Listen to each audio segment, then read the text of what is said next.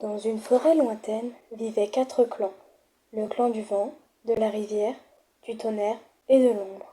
Tous demandaient conseil au clan des étoiles qui constituait les guerriers déchus. Ces 4 clans se faisaient la guerre pour pouvoir survivre. Aujourd'hui, je vais vous conter l'histoire d'un valeureux guerrier qui au départ n'était qu'un simple chat domestique. Une demi-lune luisait sur des blocs de granit lisses qu'elle teintait d'argent.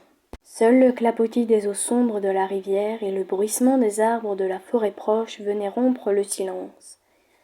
Dans l'obscurité, il eut un frémissement, et de tous côtés surgirent des ombres agiles qui se glissèrent furtivement sur les pierres.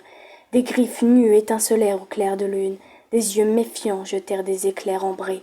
Puis, comme si elles obéissaient à un signal muet, les bêtes s'attaquèrent. Les rochers fourmilièrent soudain de chats qui se battaient en poussant des cris aigus. Au centre de ce tourbillon de fourrures, de griffes, un énorme animal moucheté au pelage sombre plaqua au sol un matou brun olivâtre avant de relever la tête triomphale. « Cœur de chêne !» gronda le chat tigré. « Comment oses-tu chasser sur notre territoire ? Les rochers du soleil appartiennent au clan du tonnerre !» « Désolé, Griffe de tigre, ce sera le nouveau territoire de chasse du clan de la rivière, » cracha le matou brun. Un miaulement inquiet retentit sur la berge, à la fois perçant et chargé d'angoisse. « D'autres guerriers du clan de la rivière approchent ! Attention !» Griffe de tigre fit volte-face et vit sous les rochers des corps luisants d'humidité se glisser hors de l'eau. Les troupes ennemies remontèrent la rive en silence, se jetant dans la bataille sans même s'ébrouer. Le chat tigré au poil sombre foudroya Cœur de chêne du regard. « Vous avez beau nager comme des poissons, toi et tes guerriers, vous n'avez rien à faire dans cette forêt !» Les lèvres retroussées, il montra les dents à l'animal qui luttait pour se dégager. Le cri désespéré d'une chatte du clan du tonnerre s'éleva au-dessus du vacarme. Un félin au corps noueux l'avait plaqué sur le ventre. Il lui sautait maintenant à la gorge, la mâchoire encore ruisselante d'eau après sa traversée. Griffe de tigre entendit le hurlement et relâcha Cœur de chêne. D'un bond puissant, il fit rouler le guerrier ennemi loin de la femelle. « Vite, Poil de souris, sauve-toi !» lui ordonna-t-il avant de se retourner vers le mâle qui l'avait menacé. Elle se releva, une profonde entaille à l'épaule, et s'éloigna à toute allure, grimaçante. Derrière elle, le chat tigré cracha. Le matou du clan de la rivière lui avait tailladé le nez. Le sang l'aveugla un instant, mais il se jeta quand même en avant pour planter ses dents dans la patte arrière de son adversaire. L'animal poussa un hurlement, mais parvint à se dégager. « Griffe de tigre !» miaula un félin à la queue aussi rousse que le pelage d'un renard. « C'est peine perdue. Les guerriers du clan de la rivière sont trop nombreux. »« Non, Plume rousse, le clan du tonnerre ne sera jamais battu !» lui répondit le chat moucheté qui le rejoignit en quelques bonds. « Ici, c'est notre territoire !»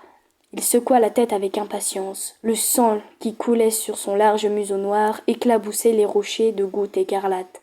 « Le clan saura honorer ton courage, Griffe de tigre, mais nous ne pouvons pas nous permettre de perdre d'autres combattants, » insista Plume rousse. « Jamais Étoile bleue ne demanderait à ses guerriers de mener une lutte aussi inégale. Nous aurons l'occasion de nous venger. » Il soutint calmement le regard ambré de Griffe de tigre, recula et sauta sur un rocher à la lisière de la forêt. « Repliez-vous, clan du tonnerre! Repliez-vous » hurla-t-il. Aussitôt ses troupes se démenèrent pour échapper à leur adversaire. Crachant et montrant les crocs, elles battirent en retraite à la suite de Plume rousse. L'espace d'un instant, les chats du clan de la rivière semblèrent déconcertés. La victoire était-elle donc si facile ?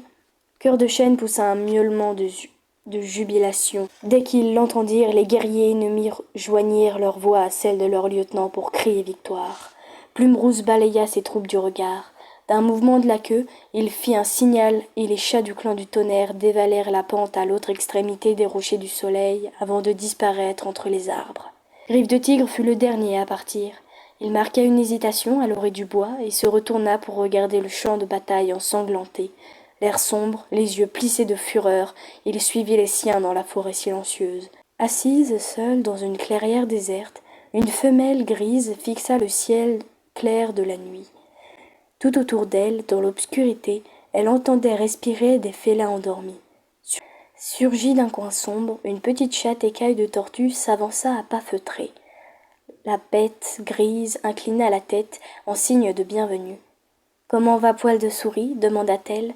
Ces blessures sont profondes, Étoile bleue, répondit la chatte écaille qui s'assit sur l'herbe fraîche de rosée. Mais elle est jeune et robuste, elle guérira vite. Et les autres? Ils se rétabliront, eux aussi. Étoile bleue soupira. Nous avons de la chance de n'avoir perdu aucun de nos guerriers cette fois-ci. Tu es une excellente guérisseuse, petite feuille. Elle pencha de nouveau la tête pour observer les étoiles. La défaite de ce soir me trouble. Jamais le clan du tonnerre n'a été battu sur son territoire depuis que je suis à sa tête. Les temps sont durs pour la tribu. La saison des feuilles nouvelles est tardive, et les petits moins nombreux. Notre clan a besoin de nouveaux guerriers pour pouvoir survivre. Mais on n'est encore qu'au début de l'année, fit remarquer sa cadette. Il y aura d'autres petits à la saison des feuilles vertes. La chatte grise haussa ses larges épaules. Peut-être, mais former des guerriers prend du temps. Le clan du tonnerre manque de combattants pour défendre son territoire. Tu interroges le clan des étoiles, murmura Petite Feuille, les yeux fixés, elle aussi, sur la traînée lumineuse qui scintillait là-haut, dans le ciel sombre. Oui, la sagesse des guerriers d'autrefois nous est d'un grand secours. Le clan des étoiles s'est-il adressé à toi dernièrement? Pas depuis quelques lunes. Une étoile filante scintilla soudain au-dessus des cimes. La queue de la guérisseuse frémit, son échine se hérissa. Les oreilles d'Étoile bleue se dressèrent, mais elle resta silencieuse, tandis que Petite Feuille continuait à fixer le ciel. Au bout d'un instant, la chatte écaille baissa la tête et se tourna vers la grise. C'était un message du clan des étoiles, souffla-t-elle, le regard perdu dans le vague. Seul le feu sauvera notre clan. Le feu? Répéta Étoile bleue. Comment pourrait-il nous sauver? Petite Feuille secoua la tête. Je ne sais pas, mais c'est le message que nos ancêtres ont choisi de me parvenir. Le chef du clan du tonnerre posa ses yeux d'un bleu limpide sur la guérisseuse. Tu ne t'es jamais trompée, Petite Feuille.